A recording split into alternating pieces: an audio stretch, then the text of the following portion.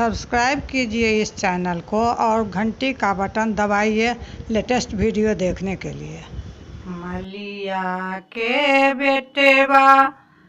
मैया गरबी घूमनिया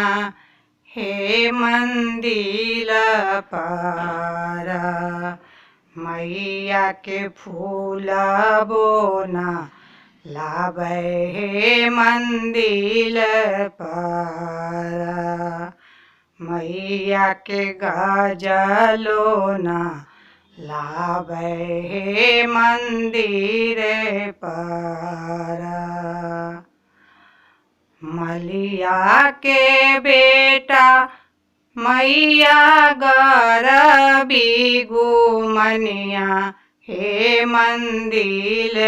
पारा मैया के फूल बोना लाबै हे मंदिर पारा मैया के गजलोना लाबै हे मंदिर पारा आज के कसुरबा आहाँ माफ करू मैया हे भी नहिया होइते आज के कसुरबा आहाँ माफ करू मैया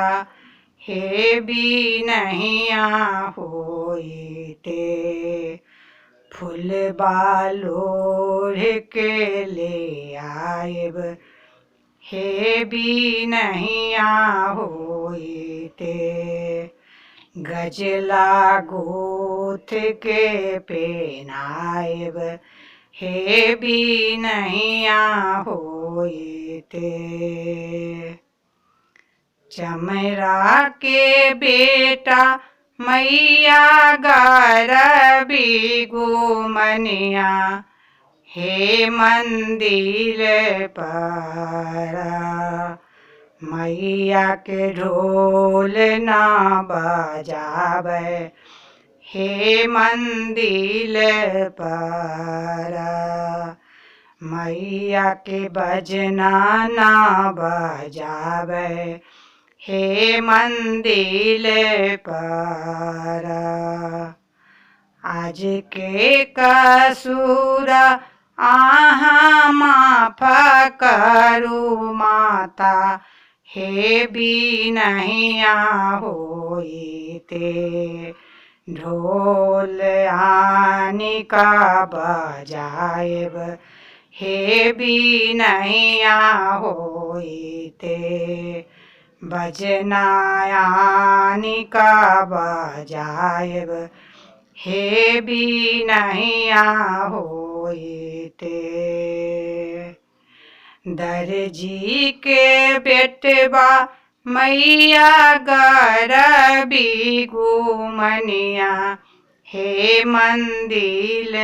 पारा मैया के लहंगाना लाबै हे मंदिर